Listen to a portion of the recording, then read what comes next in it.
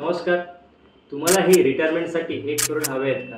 किंबहुना ते रिटायरमेंटसाठी असायलाच हवे. कारण सर्व प्रकारचे लोन्स हे मार्केटमध्ये अवेलेबल आहेत. फक्त रिटायरमेंटसाठी लोन अवेलेबल नाही.